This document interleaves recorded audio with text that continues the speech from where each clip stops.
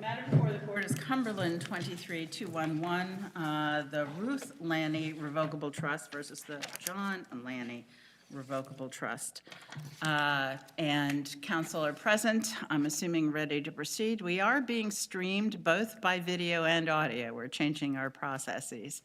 I would ask counsel to come to the podium to introduce yourselves for the record, starting with attorney for the appellant. Good morning, Your Honor. Patrick Bedard. I'm the attorney for Dr. Joshua Geer, who's the appellant in this case. Thank you.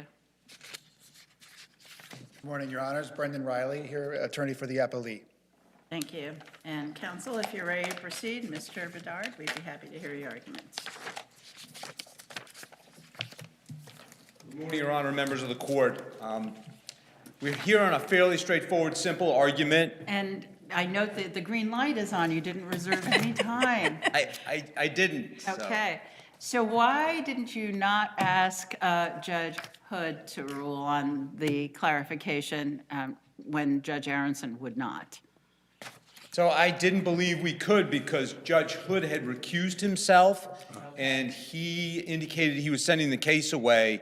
For a little background, I think he was concerned when, after the hearing, I mean, obviously this case has a long tail. We're hearing a very, very small part of it. But I was unhappy with his decision not to hear about the disability of Mr. Lanni, Mr. J. Lanni. And I had made statements to that. I appeared before Rielly, people in York. So I think Judge Hood saw some of the statements. They were brought to his attention. Even if he's recused, having already made an order, he's the one who has to clarify that order, isn't he? Even if he can't do anything else in the case.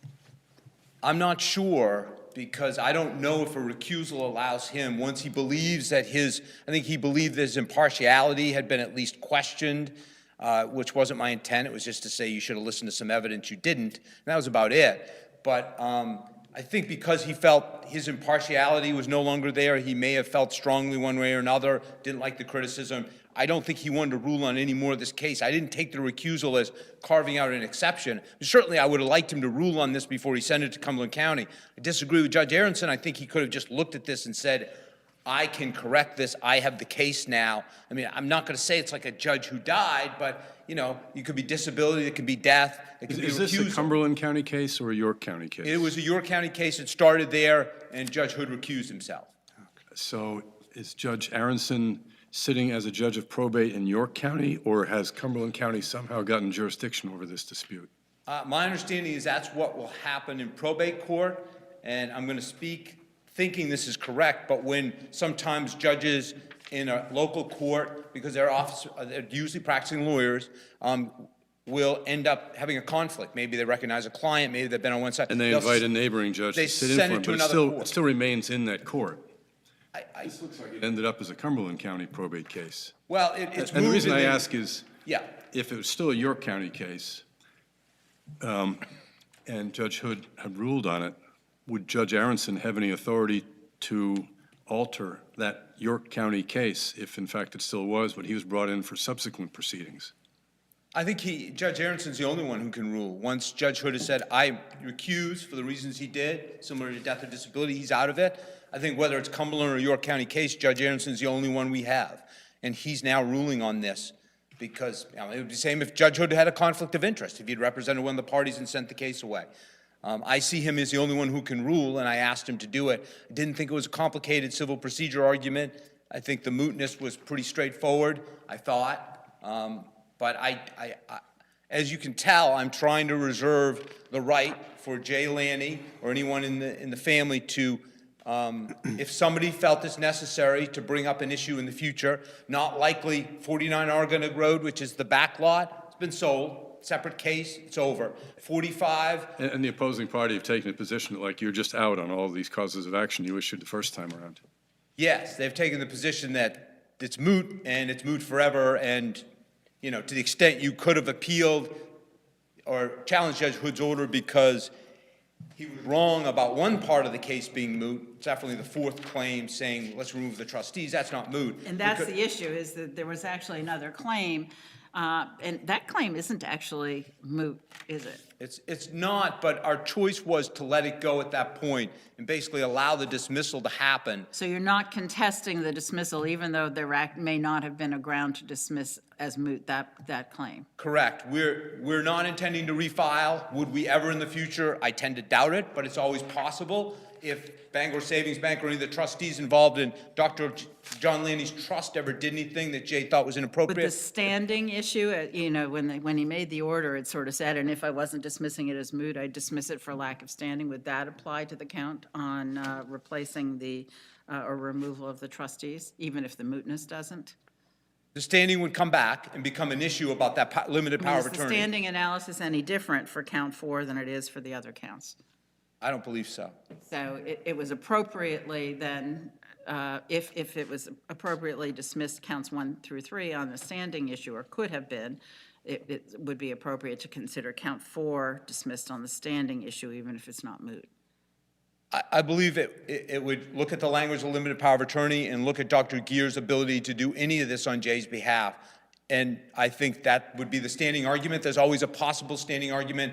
Did Jay Lanni have standing on his own to do these things as a beneficiary? But I think the standing argument is on all 4, and it's similar. Yes, and I don't think the judge got there. Of course, he could have gotten there any time from the fall of 2019 when we filed this. Attorney Rielly brought this to his attention, argued it should be dismissed.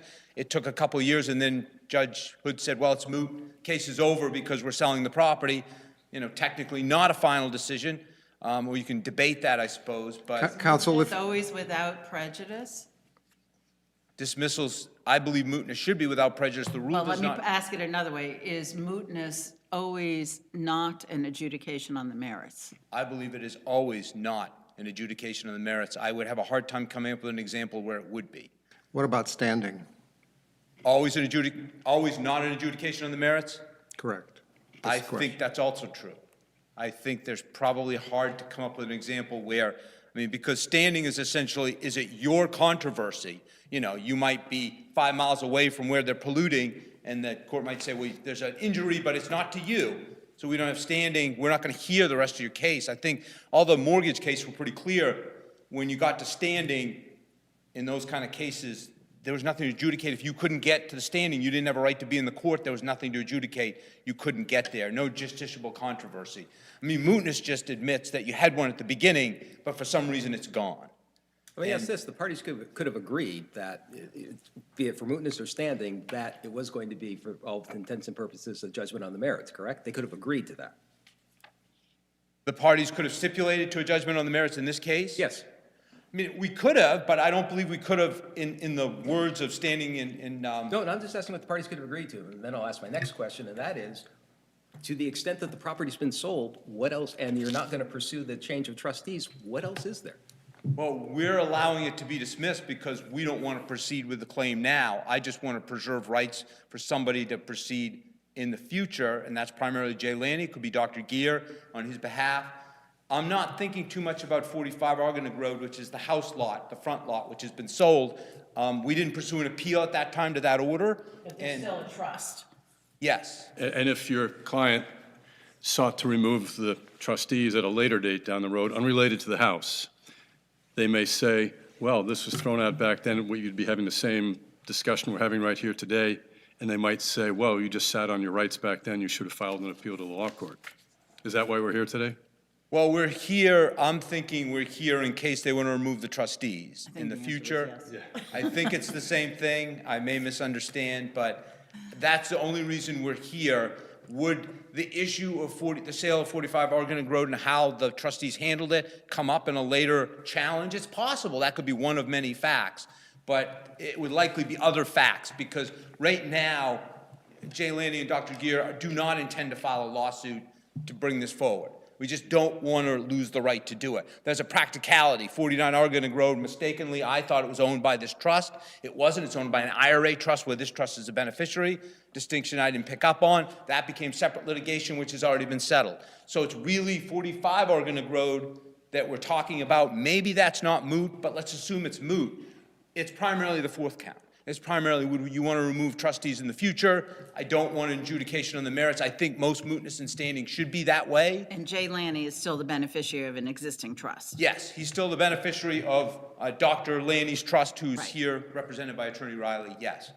So essentially, that's what we're asking this court to do, just determine that the mootness is not an adjudication on the merits. It's similar to standing. I'm not saying it's identical, because essentially mootness is larger than standing. Standing is, do you have an injury in the first place? Mootness could be an injury you had, could be all kinds of things that you can prove at the beginning of a case, but somehow the case is no longer a live controversy. And I think I gave an example of one that I think this court has leaned away from adjudicating unless it seems like it's going to repeat itself. Somebody who's, been taken into custody. I don't know if it's blue papering is the right word. The court's taken them into custody because they're a danger to themselves or others. There's been a decision. Then, while the appeal's going, they're released. Essentially, you're arguing that what we said in Halfway House versus City of Portland, that mootness is standing in a time frame, that the personal interest that existed at commencement, i.e. standing, must continue. Yes. There don't seem to be other questions. All right. Thank you.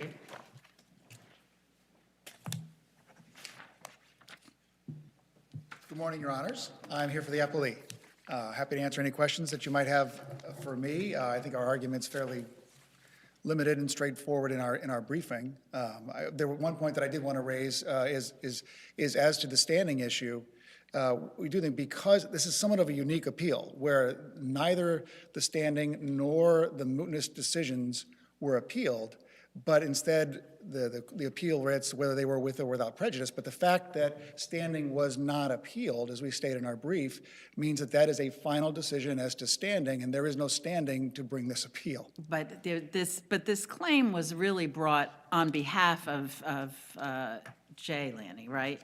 I mean, I understand that you felt that this particular person didn't have the standing to do that, et cetera, but that's really the interest that's at the core of this. And somebody else might bring it on his behalf, or he might bring it personally, a claim against the trustees in the future, right?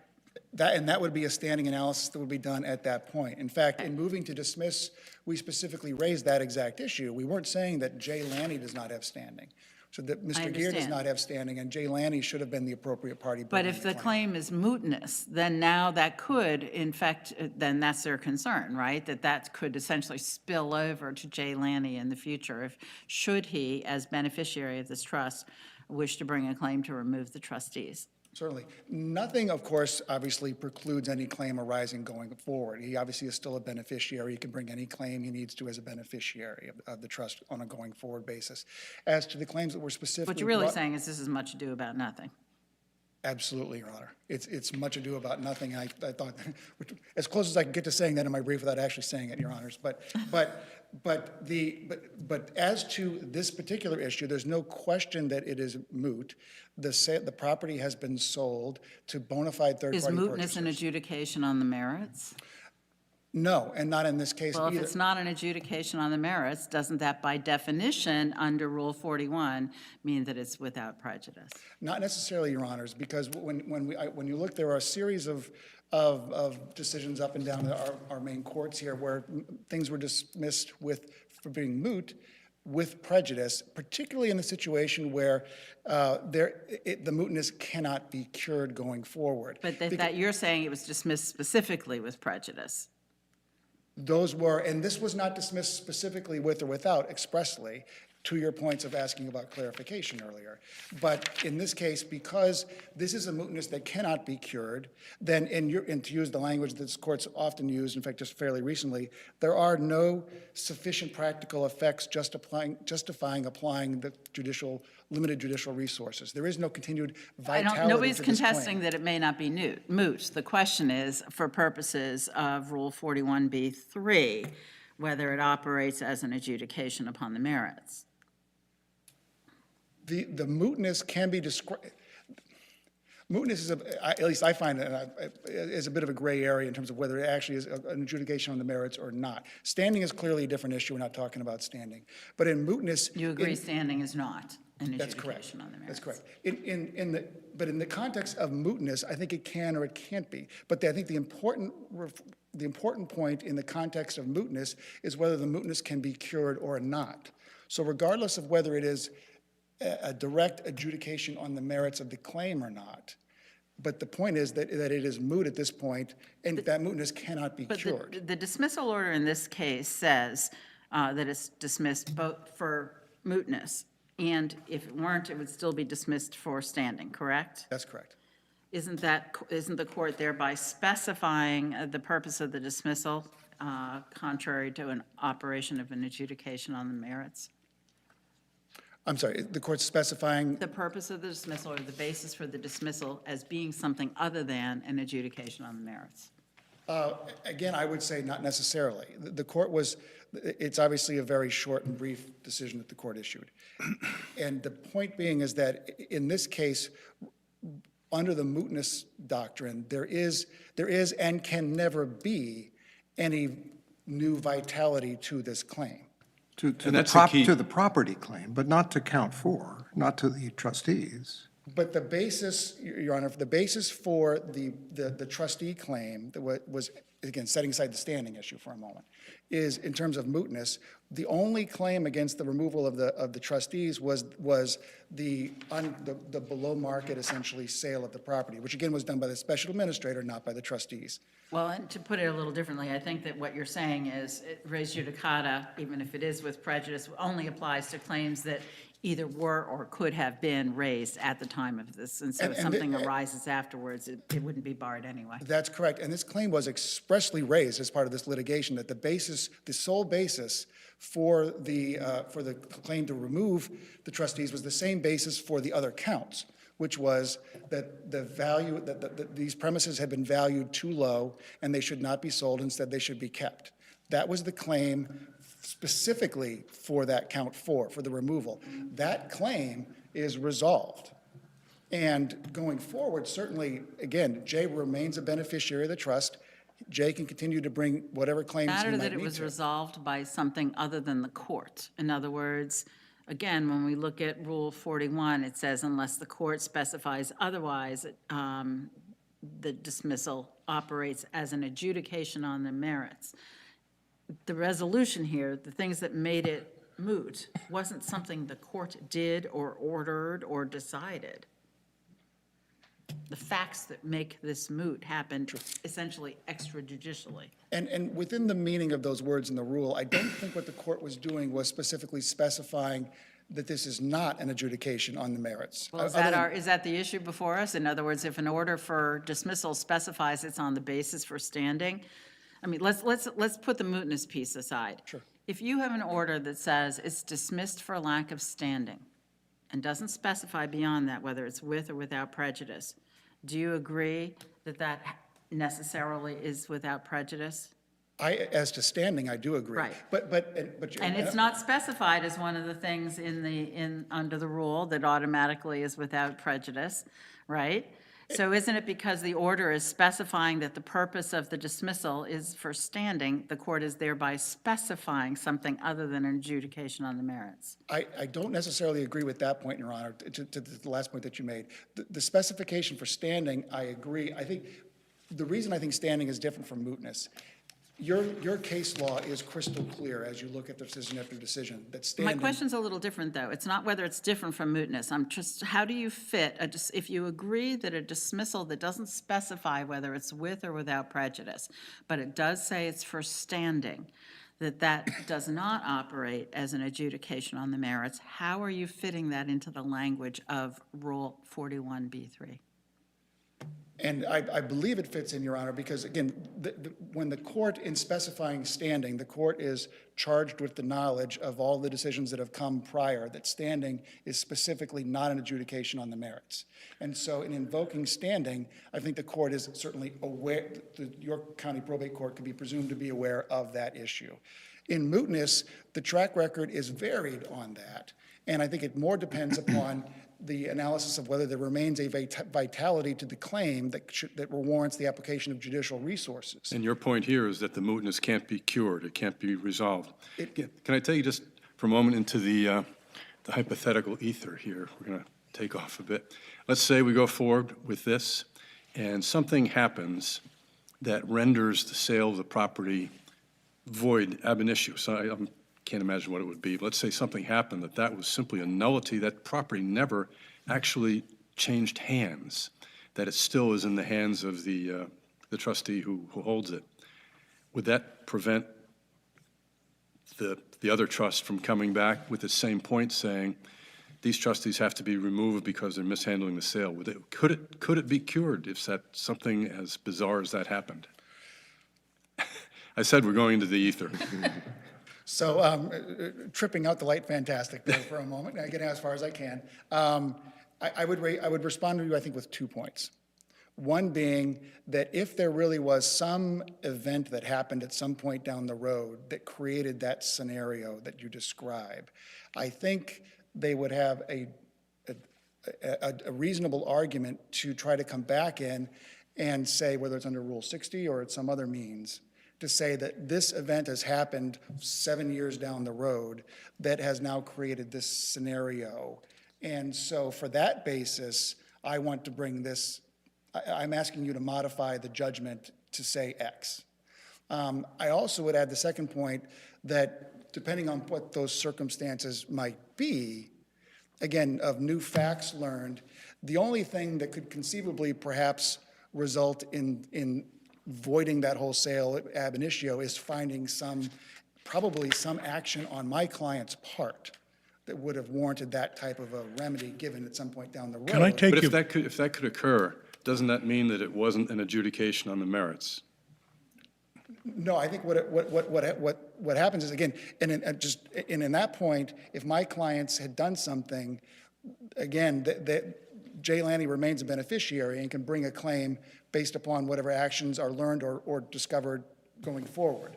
But no, because again, I think the point remains on the mootness issue is that there is no vitality to this claim anymore. At the present time? At the present time, or under any, again, Bizarre circumstances. under any set of circumstances that we could reasonably predict. This is different than where the property is destroyed, it just doesn't exist, or somebody dies. I mean, you can't undo those kind of things. The land technically continues to exist.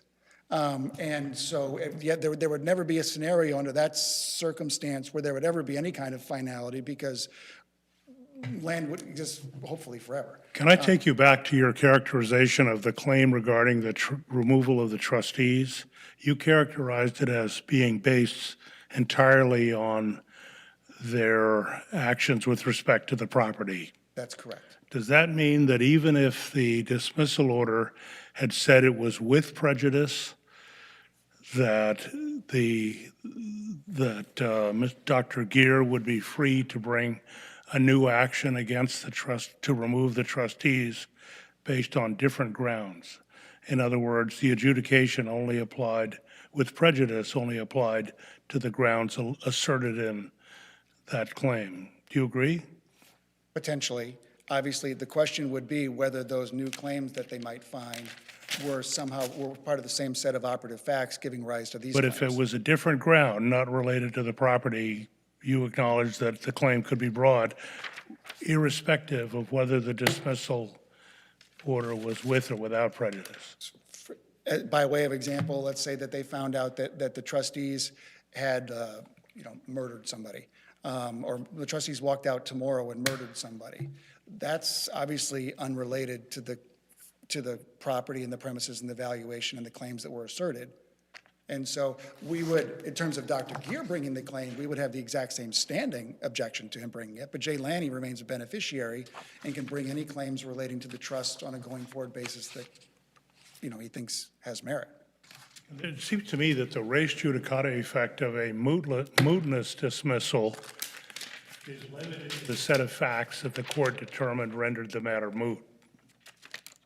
And if the facts change, then that mootness determination would not necessarily bar a new action. Do you agree with that? I agree with that with the same caveat that I just expressed. If the claim that they're trying to assert arises from the same set of operative facts, I would be making an And if the dismissal order had specifically stated that it was with prejudice, that would simply preclude Dr. Gier from bringing a new action based upon the same set of facts that led the court to determine that the property claim was moot. I agree with that, Your Honor. Again, just with the same caveat that I mentioned, that if the new claim is sufficiently related to the old one, I would make an argument that it should have been brought. But does that assume Could that, have, or did bring, or should have for the res judicata analysis. Yes. but does that assume that Dr. Gier had standing? You challenged his standing, and you've also said that standing is not an adjudication of the merits. In fact, if I didn't say, I meant to say in response to one of the prior questions that we were setting aside the standing analysis, that I would still have the exact same standing objection to Dr. Gier, because it's, as long as it is still based upon the limited power of attorney, because for all the reasons that were already discussed. I think that certainly Jay Lanni, as I said, Jay Lanni, and as we argued, Jay Lanni as a beneficiary has standing, certainly. It sounds like you're not saying terribly different things between, you couldn't come up with a memorandum of understanding or something to define the rights going forward? I mean, you're not in, separate continents here. This case, and I think Attorney Bedard will agree with me, this case has had many twists and turns in it, and both Pat and I will be very happy for the day, maybe 10, 20 years hence, when it's actually finished. So. I have nothing further, Your Honor. Thank you, counsel. As is our usual practice, we will take this matter under advisement and issue a written decision in due course. That the court will be in recess for the morning.